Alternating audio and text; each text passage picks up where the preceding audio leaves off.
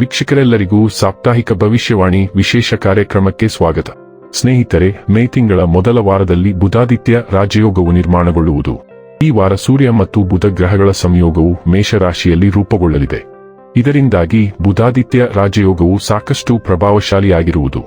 ಜ್ಯೋತಿಷ್ಯ ಶಾಸ್ತ್ರದ ಪ್ರಕಾರ ಬುಧಾದಿತ್ಯ ರಾಜಯೋಗವು ಬಹಳ ಶಕ್ತಿಶಾಲಿ ಮತ್ತು ಪ್ರಭಾವಶಾಲಿಯಾದ ಯೋಗವಾಗಿದೆ. ಮೇ 4ರಿಂದ ಮೇ 10ರವರೆಗಿನ ಸಿಂಹ ರಾಶಿಯವರ ಭವಿಷ್ಯವನ್ನು ತಿಳಿದುಕೊಳ್ಳೋಣ.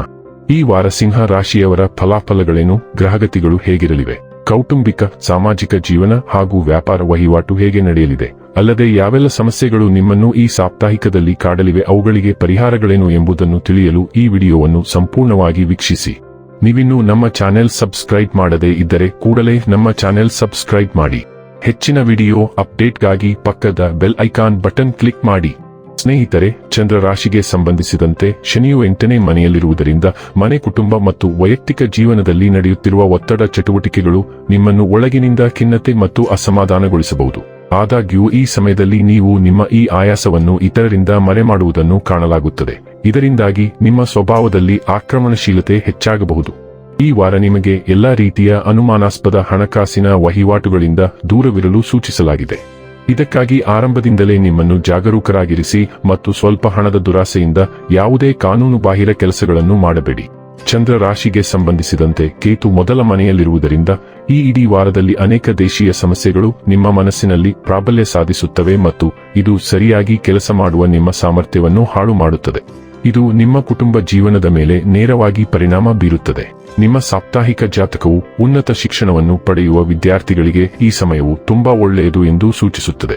ಏಕೆಂದರೆ ಈ ಸಮಯದಲ್ಲಿ ಪ್ರತಿಯೊಂದು ವಿಷಯವನ್ನು ಅರ್ಥ ಮಾಡಿಕೊಳ್ಳಲು ನಿಮಗೆ ಸಹಾಯ ಸಿಗುತ್ತದೆ. ಇದರಿಂದಾಗಿ ನಿಮ್ಮ ಭವಿಷ್ಯಕ್ಕಾಗಿ ನೀವು ದೊಡ್ಡ ನಿರ್ಧಾರವನ್ನು ಸಹ ತೆಗೆದುಕೊಳ್ಳಬಹುದು. ರಾಶಿಚಕ್ರದ ಸಿಂಹ ರಾಶಿಯವರಿಗೆ ಮಂಗಳ ಗ್ರಹವು 9ನೇ ಮನೆಯ ಮೇಲೆ ಪ್ರಭಾವ ಬೀರುತ್ತದೆ. ಆದ್ದರಿಂದ ನೀವು ನಿಮ್ಮ ಪರಿಧಿಯನ್ನು ವಿಸ್ತರಿಸಲು ಮತ್ತು ನಿಮ್ಮನ್ನು ಮಿತಿಗೊಳಿಸುವ ಯಾವುದನ್ನಾದರೂ ಮುರಿಯಲು ಬಲವಾದ ಚಾಲನೆಯನ್ನು ಹೊಂದಿರುತ್ತೀರಿ. ನಿಮ್ಮ ಶಿಕ್ಷಣ, ಬರವಣಿಗೆ, ಪ್ರಯಾಣ ಮತ್ತು ನಂಬಿಕೆ ವ್ಯವಸ್ಥೆಗಳ ಬಗ್ಗೆ ನೀವು ಕೆಲವು ಯೋಜನೆಗಳನ್ನು ತೆಗೆದುಕೊಳ್ಳುತ್ತೀರಿ. ಜಾಗತಿಕ ಉದ್ಯಮಗಳು ಅಥವಾ ಸಾಂಸ್ಕೃತಿಕ ವಿನಿಮಯದಂತಹ ಕಾರ್ಯಕ್ರಮಗಳು ಸಹ ಇರುತ್ತವೆ.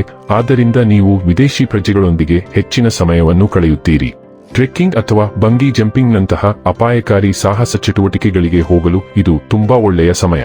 ಆದಾಗ್ಯೂ ನಿಮ್ಮ ಆಲೋಚನೆಗೆ ಹೊಂದಿಕೆಯಾಗದ ಯಾವುದನ್ನು ನೀವು ಪಾಲಿಸುವುದಿಲ್ಲ ಮತ್ತು ಅದು ನಿಮ್ಮ ಶಿಕ್ಷಕರು, ಮಾರ್ಗದರ್ಶಕರು ಅಥವಾ ತಂದೆಯಂತಹ ವ್ಯಕ್ತಿಗಳೊಂದಿಗೆ ಸಮಸ್ಯೆಗಳನ್ನು ತರಬಹುದು. ಸೌರ ಸಂಚಾರವು 10ನೇ ಮನೆಯ ಮೂಲಕ ಚಲಿಸುತ್ತಿದೆ. ಆದ್ದರಿಂದ ವೃತ್ತಿಜೀವನವೂ ಮುಖ್ಯವಾಗಿದೆ ಮತ್ತು ಅದು ನಿಮ್ಮ ವೃತ್ತಿಜೀವನದಲ್ಲಿ ಹೊಸ ಬೆಳವಣಿಗೆಗಳನ್ನು ತರುತ್ತದೆ.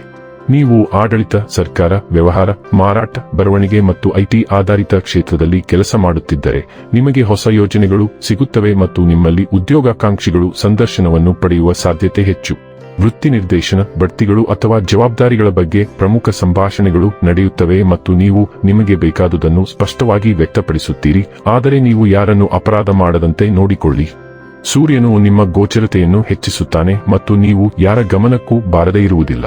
ಶುಕ್ರನು 11ನೇ ಮನೆಯ ಮೂಲಕ ಸುಂದರವಾದ ಸಾಗಣೆಯನ್ನು ಮಾಡುತ್ತಿದ್ದಾನೆ. ಆದ್ದರಿಂದ ಇದು ಸ್ನೇಹ, ಸಾಮೂಹಿಕ ಯೋಜನೆಗಳು, ಜಾಹೀರಾತು, ಸಾಮಾಜಿಕ ವಲಯಗಳ ಮೂಲಕ ಬೆಂಬಲ ಮತ್ತು ಸಾಮರಸ್ಯವನ್ನು ತರುತ್ತದೆ. ಈ ಶುಕ್ರವು ವೈಯಕ್ತಿಕ ಮತ್ತು ವೃತ್ತಿಪರ ಕ್ಷೇತ್ರದಿಂದ ಹೊಸ ಜನರನ್ನು ನಿಮ್ಮ ಹತ್ತಿರ ತರುತ್ತದೆ. ಸಾಮಾಜಿಕ ಸಂವಹನಗಳು ಸುಗಮವಾಗಿರುತ್ತವೆ ಮತ್ತು ನೀವು ಹೊಸ ಸಂಪರ್ಕಗಳನ್ನು ಪಡೆಯುತ್ತೀರಿ. ಇದು ನಿಮಗೆ ದೀರ್ಘಾವಧಿಯವರೆಗೆ ಪ್ರಯೋಜನವನ್ನು ನೀಡುತ್ತದೆ. ಈ ಸಂಪರ್ಕಗಳು ನಿಮಗೆ ಆರ್ಥಿಕ ಬೆಳವಣಿಗೆಯನ್ನು ತರುತ್ತವೆ. ಆದ್ದರಿಂದ ನೀವು ಎಲ್ಲರನ್ನೂ ರಾಜತಾಂತ್ರಿಕವಾಗಿ ನಡೆಸಿಕೊಳ್ಳಿ.